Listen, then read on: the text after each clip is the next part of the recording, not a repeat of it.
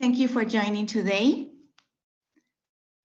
We are about to start this special seminar.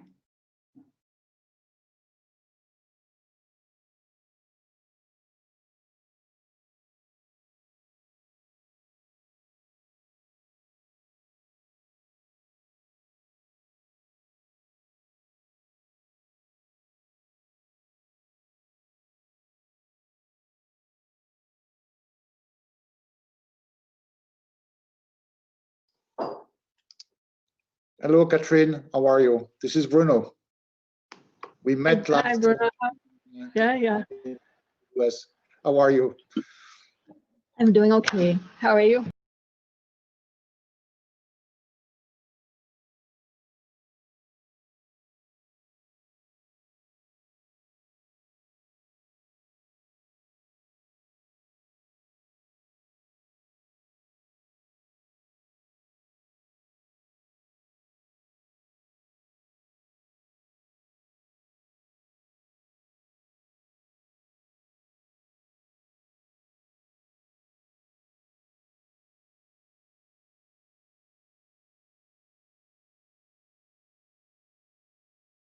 Brian Kuberts, Director, Integrated Development Program, and CIMMYT representative for the Americas, who will give a welcome message and for this special seminar series, Scenarios for the Future, How to Create Value in the New Normal.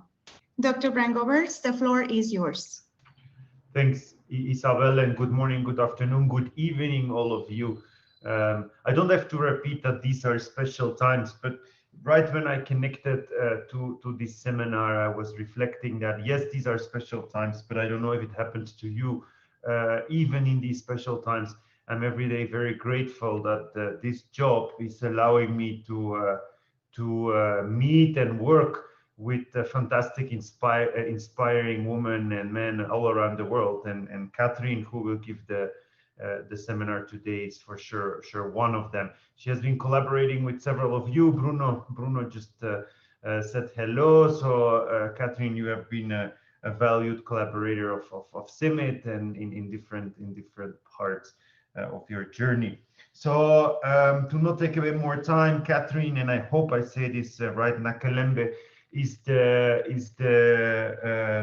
2020 Africa Food Prize Laureate. So in personal name and in name of the institution, Catherine, a big applause, a big hand, and congratulations. The prize is well deserved, and this especially because Catherine has been assistant research professor at the University of Maryland. She's the NASA Harvest Africa Program Director and a member of the NASA Applied Science team, and she serves as the Agriculture and Food Security Thematic Lead. As 2020 Africa Food Prize Laureate, she was recognized for her dedication to improving the lives of smallholder farmers by using satellite technology to harness data to guide agricultural decision-making. We have to recognize that your work, Catherine, in this area has helped prevent potentially disastrous impacts of crop failure. Your relentless efforts have also promoted the formulation of policies and programs that are directly impacting farmers against the impact of food failure. And it's in this journey where we want to work together to create better and more resilient agri-food systems for smallholder farmers, that we are very happy that you, as a 2020 UMD Research Excellence Honouree and a 2019 recipient of the Inaugural Geo Individual Excellence Award, are today with us to inspire. So you were also featured in the 2020 Women and GIS Volume 2 Stars of Spatial Science ESRI Press book.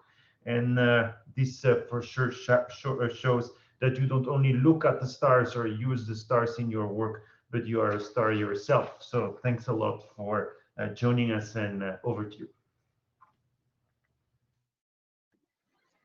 Thank you so much for the opportunity. I'm really delighted to share about our work. I mean the awards that you mentioned.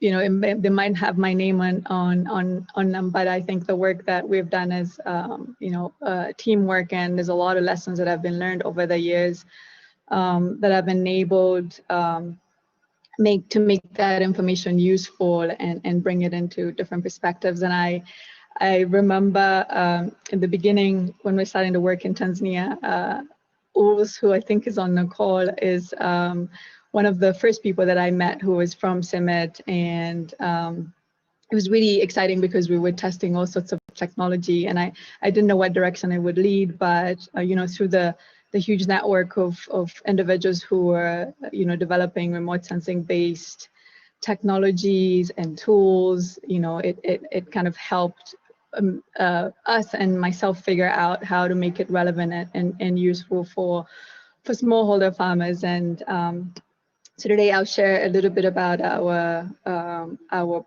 program. So I'm going to go ahead and share my screen. As Bram said, I work for the NASA Harvest program. It is led by the University of Maryland, and I'll speak about it a little bit as I go along in my slides. I'm an assistant research professor at the University of Maryland, though I'm actually right now in Uganda. I've been here since February, since the airport shut down. So it's definitely a good afternoon, good evening, and good morning to everybody.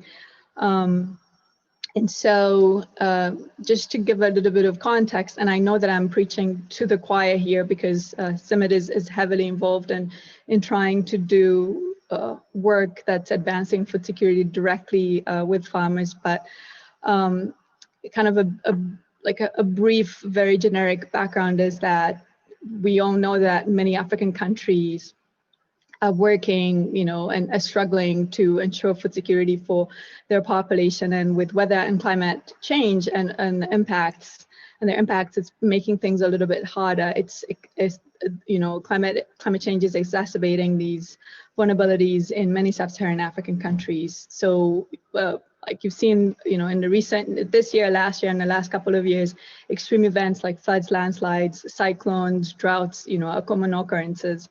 And we've also seen that one event in one region can have significant impact in other regions, and trying to analyze these impacts using traditional methods or traditional approaches to understanding their impacts or how they're going to unfold can become, you know, can become quickly overwhelming for conventional capabilities. And so this is where remote sensing kind of enables us to do a bit more. And just to give a bit more context, I really like to use the example of 2019 because right now we're overwhelmed. You know, we're in such a strange time, as Bram was you know, speaking at the beginning. But I think, given that it has impacted the whole world, I think, you know, it's kind of abstracted what has already been ongoing in a lot of regions that are basically being hit by COVID-19, for example. That's, you know, touched every single sector. But beyond that, many countries are already struggling. We're already struggling with, you know, climate change and its related impacts. So, for example, last year in 2019, when Cyclone Idai made landfall on March 15th, already southeastern Africa was already experiencing, you know, a drought. And then when Cyclone Idai hit parts of Eastern Africa, so this is, you know, just like a simple search of what was going on with Cyclone Idai, it affected over, you know, 1,000, it led to over 1,000 deaths, affected over 2,000 individuals who were reported missing, and caused over $2 billion in damages. And just a few weeks later, another cyclone Kenneth hit. It made landfall in Mozambique, where, you know, already 170,000, affecting over 170,000 people in an area that was already experiencing violence. But it didn't stop there, because as it was happening, the prediction for 2019 for Eastern Africa was above average rainfall. But when Idai hit, as you can see here in the map, it pulled moisture from Eastern Africa that basically there was flooding in South Southeast Africa, there was a drought in Southwest Africa, and then the expected above average rainfall was basically pulled from Eastern Africa. So all of these things have consequences for for farmers. We see flooding, which is obviously damaging planted field. We see delayed start of rains, which equals loss in cropland and planted for fields that have already been planted.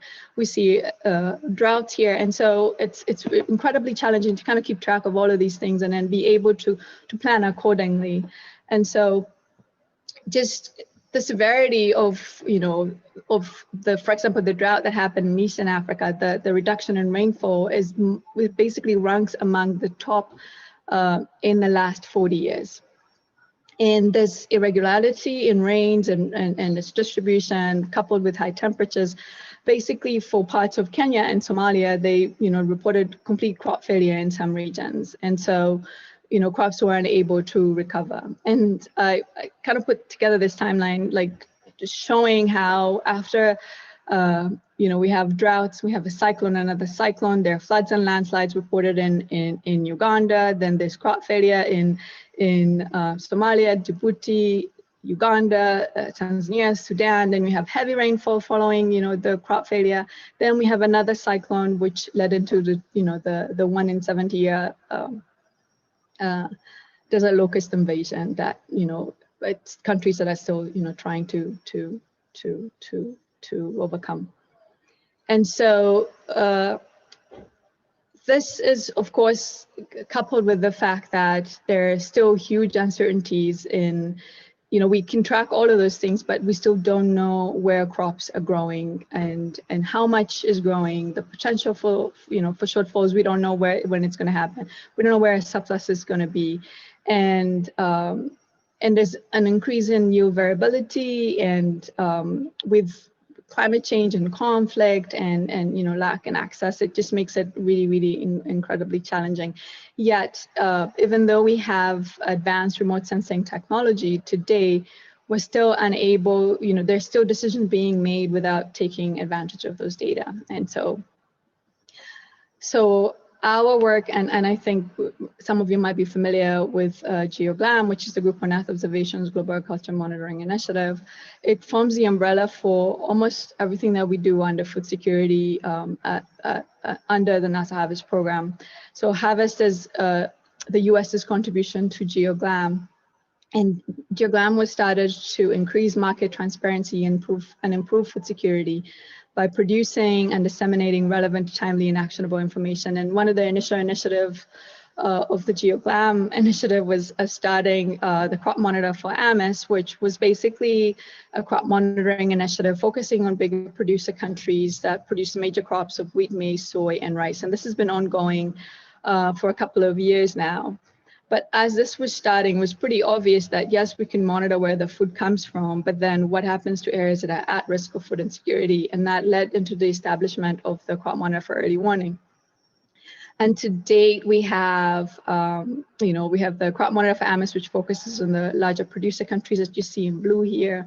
The early warning countries where we have international organizations like World Food Program, FAO, and FuseNet.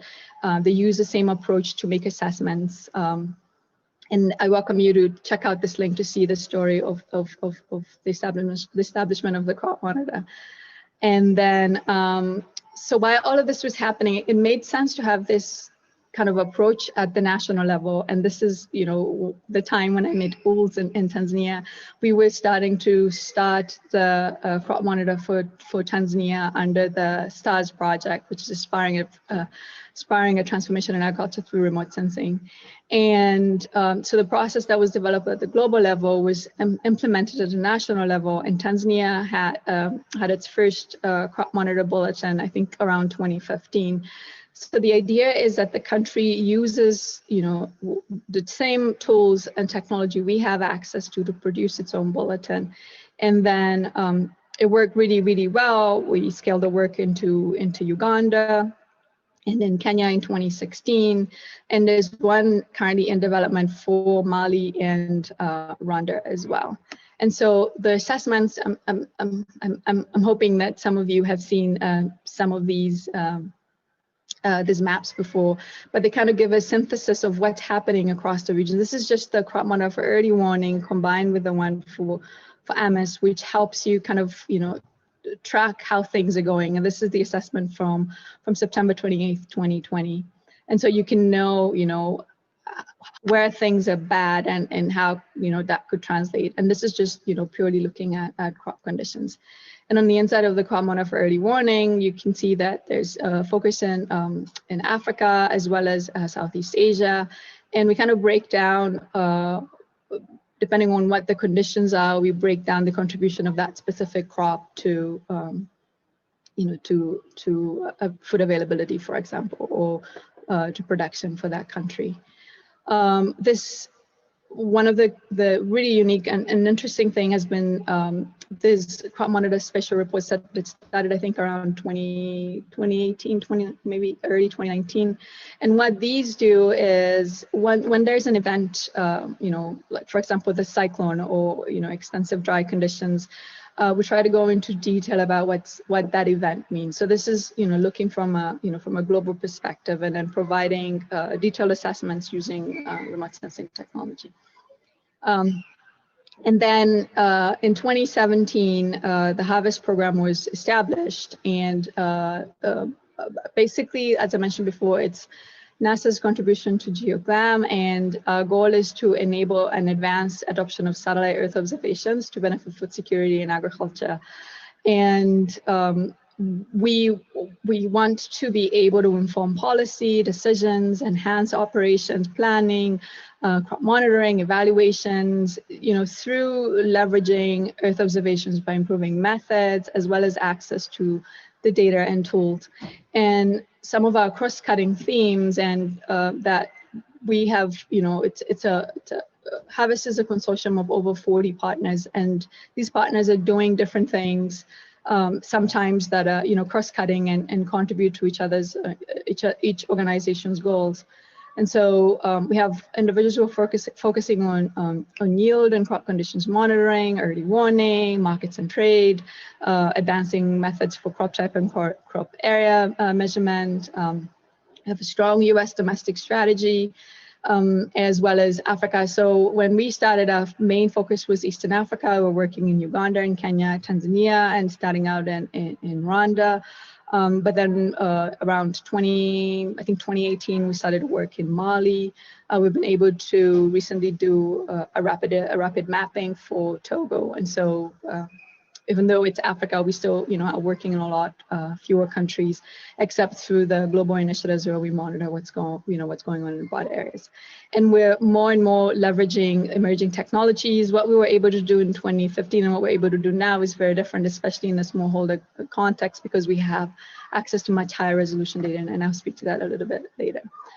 So really, in a nutshell, the Africa program is just focusing on understanding agriculture and food security, focusing on Africa, combining satellite data, ground observations, capacity building, and try and really not only provide data products that are relevant for decision making, but as well as try and get those products integrated into national processes for monitoring. So I'll go a lot quicker so that I don't spend too much time on the slides, so we have time for questions. But this is a picture I took in 2016, and it kind of illustrates how really challenging it is for farmers. So with all this technology, we were able to see that there was a drought, for example, in this area, but nothing had been, nothing had been done in advance to kind of support it and help the farmers. And you'd hope that with all the advances, countries can take advantage of the technology and really, make drastic changes in how they're, providing aid or providing support to their communities, and that's where we, we see a huge contribution. Lleno de magna, por favor. Lleno. Sí. And so,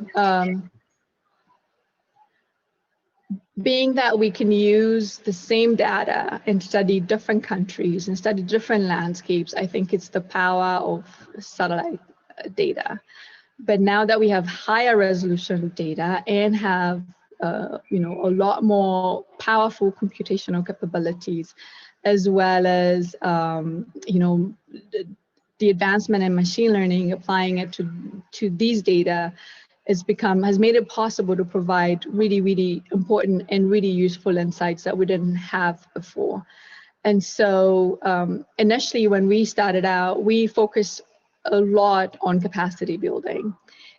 Being that in 2015, if you think about it, in 2015, we had, you know, for example, if you're looking just at the MODIS satellite, we had 20 years continuous data that we can use to compare now to the last 15 years at the time.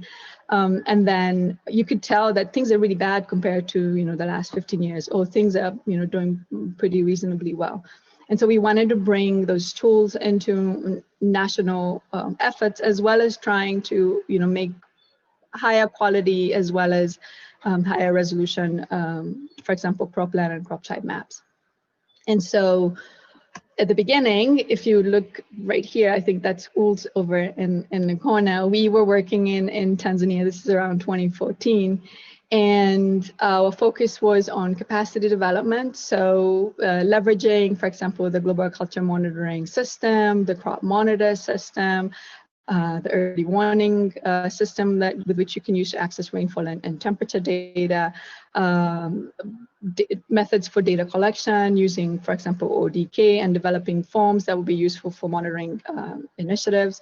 We combine all of these and we try to bring them into operational processes. So every country has a ministry that is trying to monitor and assess agriculture. So we work to try and bring these tools and capacity into those countries.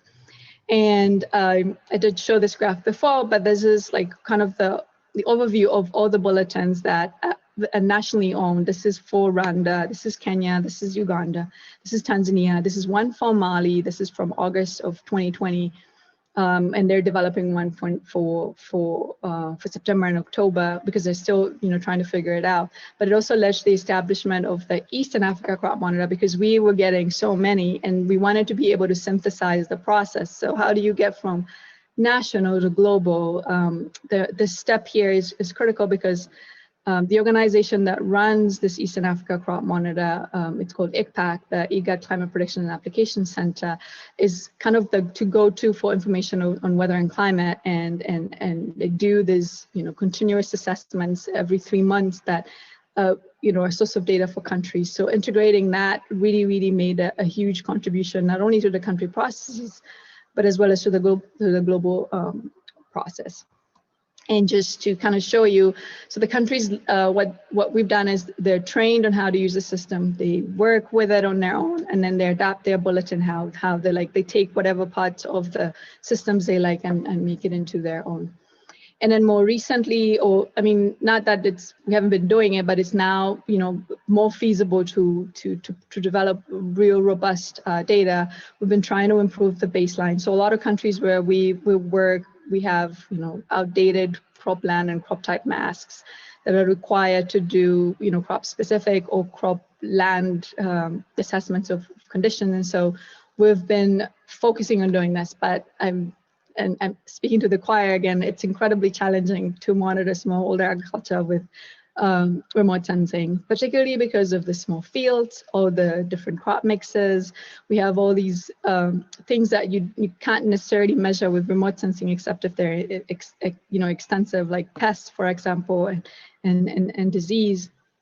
And then in addition to having these like very small mixed fields, there are other land cover and the fields you can find a giant tree, which can definitely throw off your assessment of production, let's say for yield for that particular crop.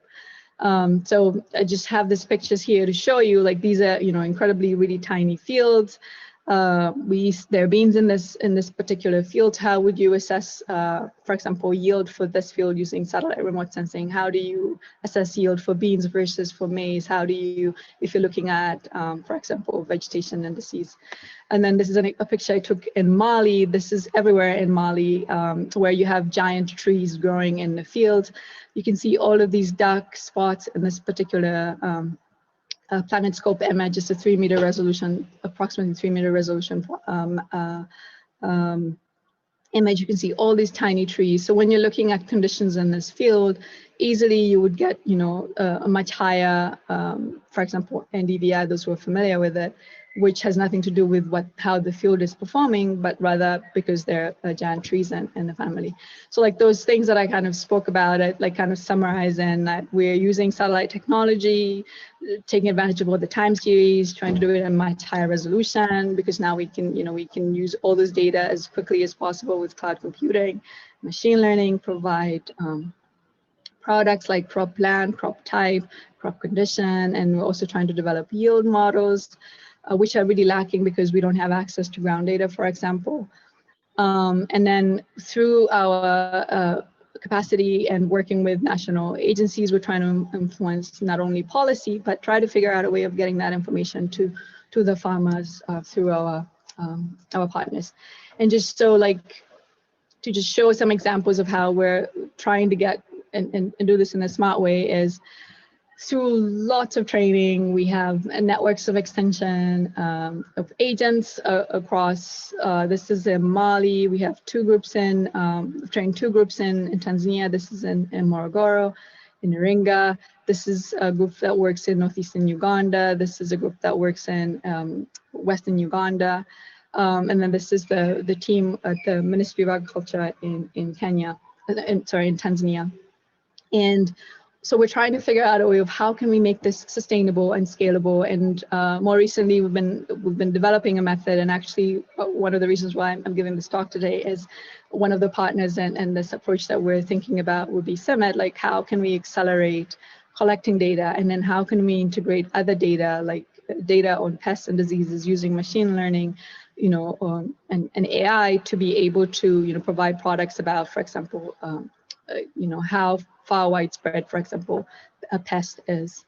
And this is really, really neat, especially having those networks of agents capable of doing the work without any support. Because to give you an example of 2020, where it was impossible to go to the field due to shutdowns and everything, we were still able to get, like in-season crop type labels, both in Mali and in Uganda, where they're active agents working in completely different projects that are complementary to our work that we've trained.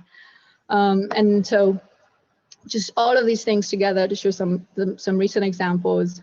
We got a request from the Togolese government to develop a cropland map for 2019 because they were trying to figure out where croplands are. Buen día, Francelino Rodriguez. Where croplands are in Togo, so they can decide where to disperse funds, for example. And we developed it's basically a rapid method that we developed in under 10 days. We had to do a lot of labeling using image interpretation combined with a GeoWiki data set that's open and available for cropland, and we were able to develop a cropland map for Togo at 10-meter resolution.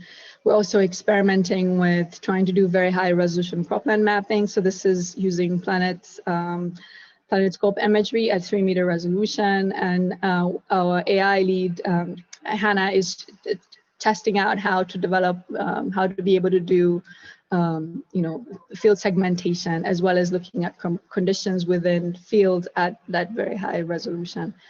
And then more recently, this is work that is going to be published pretty soon. We advanced that method that we did for Togo and basically applied it to Kenya.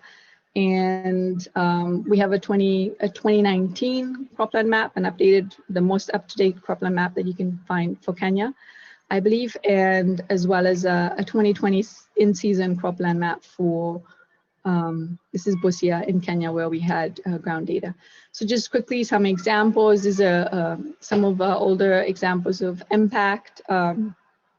In 2015, that image that I showed after I'd done field work in the Karamoja region, I wrote up this report. And when I presented it, we had a meeting. I presented kind of the summary of my results, and then I was invited to this interministerial meeting at the office of the Prime Minister at the time. And when I presented the report, including all the pictures and images that I had brought, and then showing how widespread poor crop conditions were, this team here made a decision that they were going to disperse, they're going to release funds to be able to provide food aid to the region. And I was told this is the quickest decision that had ever been made, because the evidence was solid. And so that kind of led to my involvement in this disaster risk financing program, which basically leverages this global culture monitoring system developed for basically archiving modest satellite data, combines with the crop monitor process. And the team at the Office of the Prime Minister, this is Stella who leads the coordination of that program, they do their own analyses during the month of March, April, and May, sometimes go until June, to kind of figure out when things might be bad based on the historical record. So basically, once the threshold is hit, they determine whether or not they determine to release, for example, the disaster risk financing fund. And over the years, I think the program might be ending this year. Approximately 300,000 people have been supported. And how they're supported is, once the funds are released, there are these on-shelf projects that are then, rapidly started, so that people who would be working in their fields don't have to continue, because everything is poor, as you saw in that picture from before. And then they're able to have alternative sources of income, like they do, for example, tree planting or road construction and stuff like that, through their public works program. And this is an example from Kenya. Through capacity development, the Ministry of Agriculture in Kenya now has its own crop monitor, and they use it. They use the GLAM system, as well as the information from the Early Warning Explorer for rainfall and rainfall forecast. They were able to track that the crop failure in 2019 that I showed before. And they're also developing, they're running a crop insurance program, which has high potential in benefiting from that. For example, the cropland map that I showed before, where they know where crops have been planted and how these crops would have performed. And just like some of the lessons, to summarize, that kind of generalize what we've learned over the years, is that we can have all the technology and all the tools, and we can hold it, but if we don't bring that capacity into the institutions that ultimately, are on the front lines, or it's their responsibility to really help farmer communities, then we've missed our goal. And so we've tried to focus on building the capacity to analyze, interpret, and generate high quality information. Having satellite data at the right scale and the right temporal resolution, like for example, accessing the 10-meter resolution Sentinel-2 data has made it possible to produce really, really insightful information, as well as access to high resolution products like the Planet Labs data, in order to interpret what's going on, especially because of the high frequency. It's been really, really important in generating these newer insights. It's absolutely critical to automate, because there's so much data. You can no longer, you could try, but it makes no sense to try and carry your data on a hard drive. And so having automated workflows that make it possible to do things really rapidly is critical. And then field data, of course, we can't do a lot of remote sensing if we don't know what we're looking at. And so this has been it's still a bottleneck, and we're trying to figure out ways of really addressing it. We've learned that linking to regional and international efforts is incredibly important. Linking the national efforts and trying to get them to kind of be a part of a broader community leads to much more progress. And we're still lacking in how to link our work directly to the farmer. So yes, we are influencing the farmer through better decisions, through better information at the decision level, but we would like to be able to, package and bring insightful information to the farmer. And organizations, for example, like CIMMYT, who are working at that scale and that level, can help us learn how to make information relevant.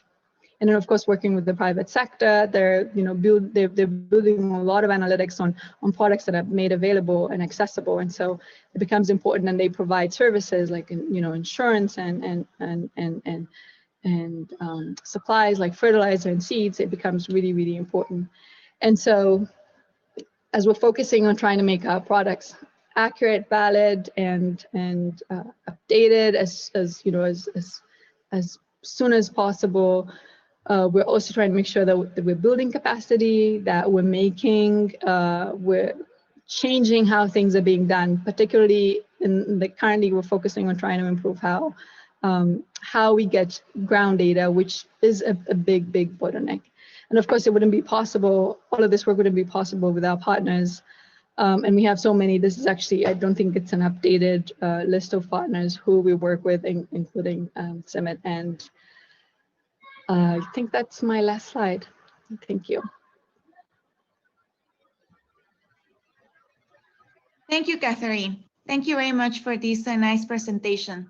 We are going to start the question and answer session. And we have here one question from ML Jet. In a smallholder system, the countries from where you cited the examples, what is the acceptance rate of the geospatial information-based farm advisory? And do you have economic comparisons from traditional methods of agro-advisory vis-a-vis geospatial science-based advisory? So we understand that there might be some examples of business models on geospatial agro-advisory. So can you please elaborate a bit so that other regions, countries can learn from those examples? So we haven't done any comparisons, but recently I read a report that, for example, I think it's Zambia spends $1 million to do its survey, like its agro, I think it's annual crop survey or something like that. They spend over $1 million.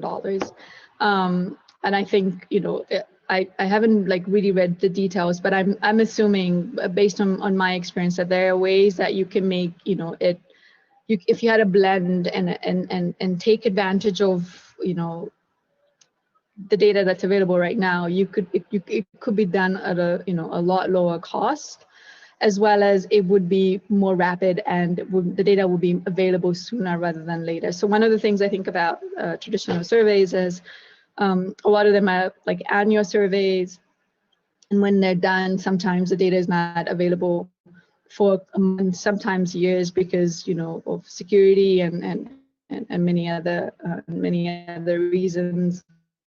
So I think if you try to use information for insights about what's going on, it doesn't help. And so I think that to blend the traditional methods, especially because you get a little bit more detailed information about maybe individuals or groups of farmers, or groups of fields that then you could use to get broader insights about larger countries. For example, using the traditional methods for a country like Tanzania, it's a huge country. I think it is incredibly challenging, and I don't know if I did a good job on the question. Can you elaborate a bit? Some example business models. So one of the current projects actually that we're working on, it's funded by the Swiss Re Foundation, and under that project, one of the things that we have to develop is kind of a business model. Like, we try to figure out like how much would it cost to be able to have like an in-season product, and how much does that improve our assessments, and then how can you make that relevant in other countries. And so we are trying to figure out how to do that. And actually one partner on this project is CIMMYT. So we want to be able to explore how we can develop, either test the model, for example, in another country, and check to see how would you make that financially sustainable and relevant and accessible. So that's kind of some of the ways, one of the things that we're, I guess, exploring. Thank you, Catherine. We have a few more questions at the, and also Dr. Bruno Girard would like to, if you would like to open your micro, you can also. Yes, thanks, Catherine. Great seminar. I have a question. I mean, your success in Uganda is quite striking and rapid action.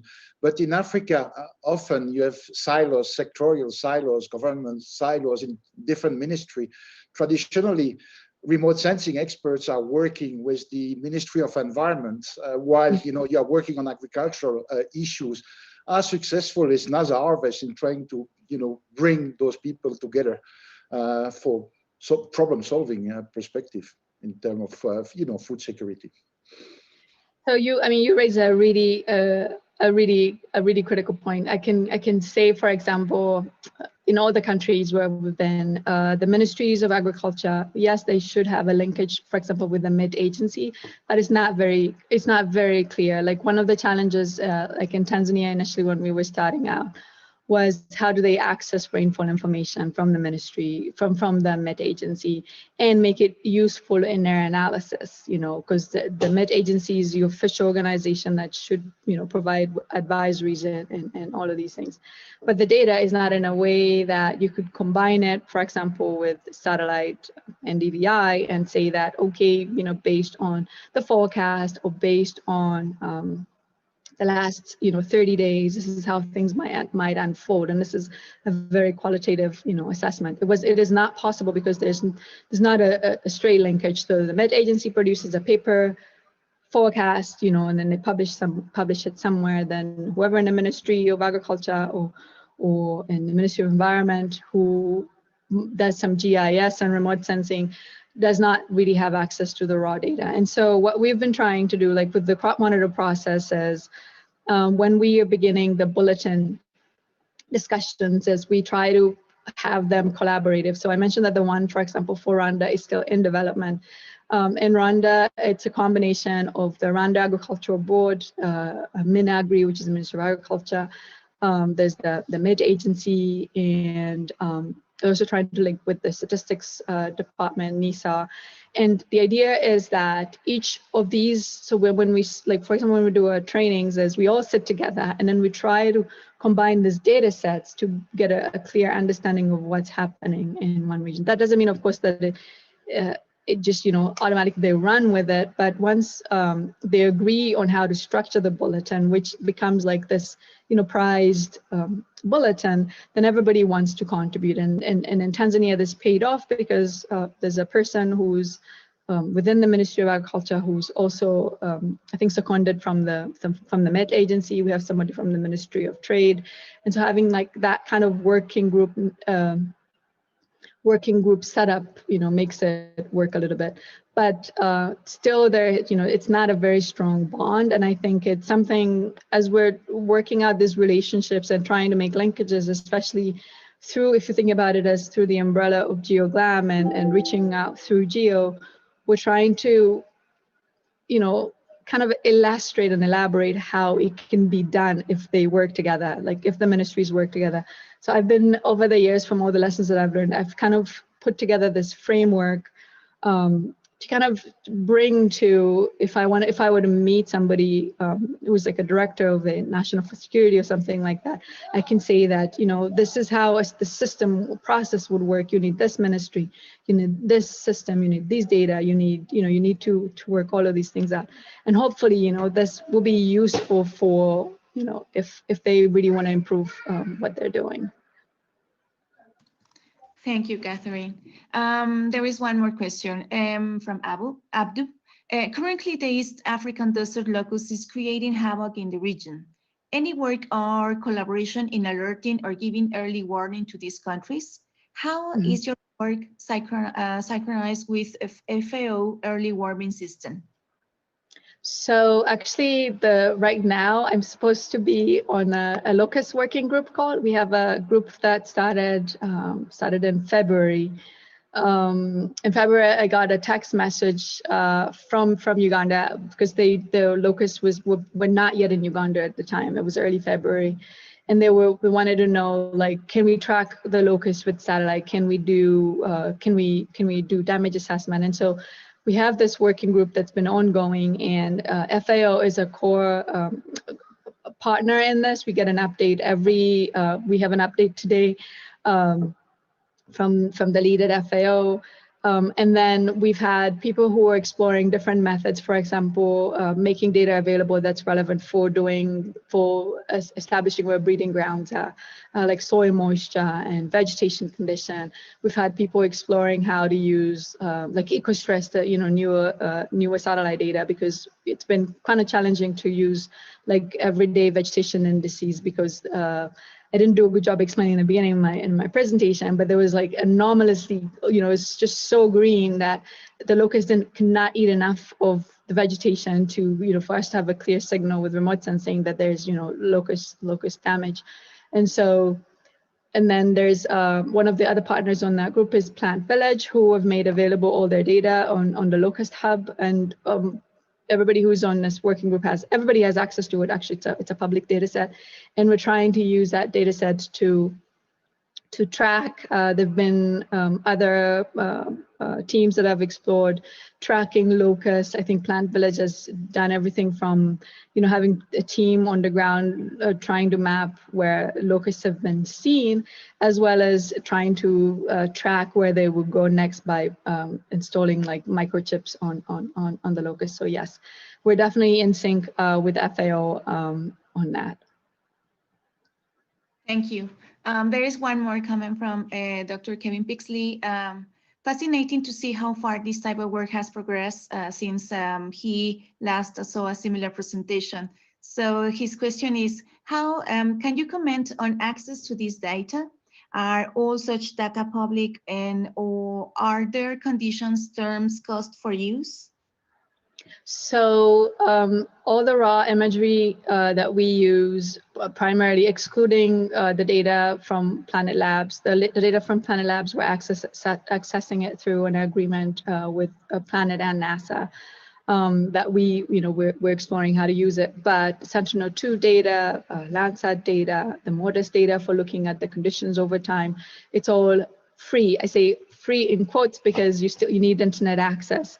And then all of these data, majority, if not all, I think all these data are available in Google Earth Engine, for example. So if you're remote, I've been here since February, I've been able to do my own analyses of land cover change and stuff like that, because the data are in Google Earth Engine, and I can, make clear, my own assessments with those data.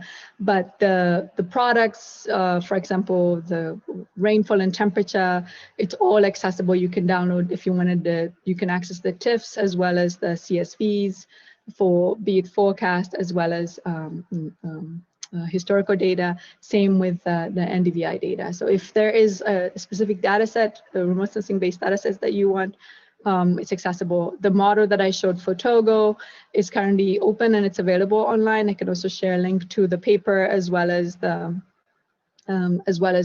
model, which is on GitHub in that sense. Yes, thank you. And there is one more related to this one. Janet Lewis said, how would you describe the forecasting ability of different environmental conditions in terms of timeline? For example, how accurately can we forecast months in advance, or is your work more current time focused, or somewhere in between? So it is somewhere in between. So the conditions is like, what is now and near real time, in the sense that when we're looking at, if you're just looking at anomalies for vegetation condition or crop condition, we're looking at, let's say, the last 16 days, if you're looking at MODIS, or last 8 days. But in terms of forecasting, we're just basically trying to model like what things will be based on how things have unfolded. And let's say if you're like in the middle of the season, typically there's the accuracy, for example, to predict crop types increases as crops progress. So it's typically better around mid to close to the end of season. The challenge, however, when it comes to things like yield, one of the biggest challenges is that we don't have enough data to learn from and train models that we would say accurately that, this is what the yield will be for this particular area. But some of the models can like we have a model called GeoSIF. With enough training, we will know, with the 80% certainty that we'll have above average yield by the end of the season, in the middle of the season, in that sense. So it's kind of in between, and it depends on what you're trying to look at. So for the rainfall and temperature forecast, or the rainfall forecast, we rely on UCSB that developed that CHIRPS data set. And when you look at, for example, the Early Warning Explorer, there's a Jeff's GEFS forecast data set in there, and it gives you, a sort of a 10-day forecast of what things might be, and that can change, of course. And this is, we need to be able to communicate this uncertainty in a clear way. But I find it really useful for when we're trying to contextualize, and this is, becomes qualitative, and this is we're trying to contextualize. Now, these are the conditions. This is what it's been the past month. This is what the forecast says, and this is how things have been on average over the last so many years, and this is how it might go. So it becomes qualitative, which is why that kind of geographic expertise, where we have people who are experts from those regions to give those insights after they understand like what the data is saying. So it's kind of a combination. Right. Yeah. Dr. Urs Schulfuss, early in the STARTS project, you raised concerns that it may have a similar fate on other projects that had failed in the past. You now show proof that this is not necessarily the case. Congratulations. So what is the key ingredient to make such initiatives sustainable? I think, for me, I think it's relationships. Like, I think Urs is talking about, like, there's that moment when I realized, oh, our project is going to end, and then all the people that I've been working with, we won't have a relationship anymore, or we won't be able to do all the cool things that we've been doing and learning from each other.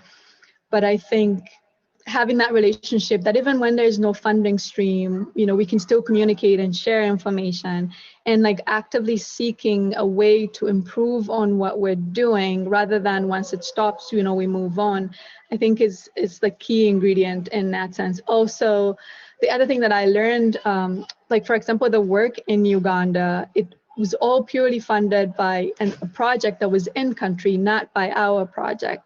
And so just being present and listening to all of these different things happening, and what they're trying to do and what they're trying to achieve, so that they put it in their plans, I think has also been really critical in terms of sustaining or making things continue in a positive direction. But in some cases, we have very limited resources, but just the fact that we collaborators and we rely on each other, and we have an open avenue for communicating, I think has been the thing that has kept things going. So sometimes things are really slow, like in 2020, but we keep trying to support the teams. Like for Mali, what I've been doing is I've done, I think, maybe 10 3-hour sessions since March, and it's incredibly, exhausting to do things online. I'm sure everybody here accepts this, but the motivation that the team has, makes it worth trying to do it, because they're really trying to improve how they're making assessments. They're really fascinated and really want to use the data, and the data is open and available. So how do you do that? It's just by going the extra mile to get them to do the work.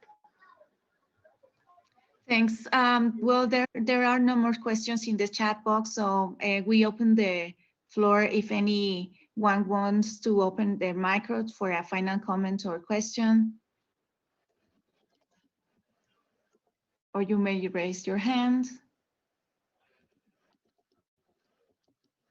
This has been a very interesting presentation with many participants question. So I think there are no further comments. So, Catherine, would you like to give a final comment? Isabel, Bruno, Dr. Bruno, we have yes. still a bit of time. I will not be long. But Catherine, I mean, you are leading the Africa component of Harvest, and we have scientists from Asia and Latin America as well. Can you just give a brief view on the prospects in other regions of the world where CIMMYT works? So I think one of the key ones is under what we're doing under SWISRI, we would, the workflow that we're developing, we wanted to be scalable and basically containerized, that we can just like test it somewhere. And we're hoping that we can do this under the current SWISRI project and test it with where, for example, SWISRI is working. The other is through the crop monitor initiatives, we've had a lot of interest. For example, one of the partners who is at, I think, SERVIR, I think it's in Southeast Asia. I think it's Nepal actually.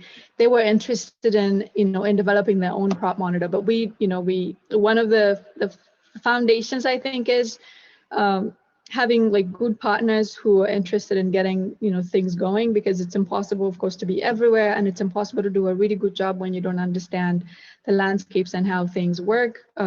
In East Africa, we've had a lot of time to figure things out, and so we welcome, if there is an area or a region where you're interested in a product, for example, let's say an updated cropland or crop type as a way to explore how we can work together, and you have a ground data that you could use to train the model, which, like I mentioned before, is one of the biggest issues we have. We would be happy. Actually, one of our team members is based in Cambodia, and he is interested in testing the Kenya model on Cambodia. So, and then but it's just like it's really exciting because he's there and he sees all of these things. We should like to see what it looks like in a model, and so we're open in that sense that if there is somewhere where you see potential for improving something that you're doing. It would be great to figure out how we can do it for sure. Thank you, Catherine. So any other intervention, question, comment from the public audience? Okay, Catherine. So maybe if you would like to give a final message for this for your presentation. I mean, it was a great honor.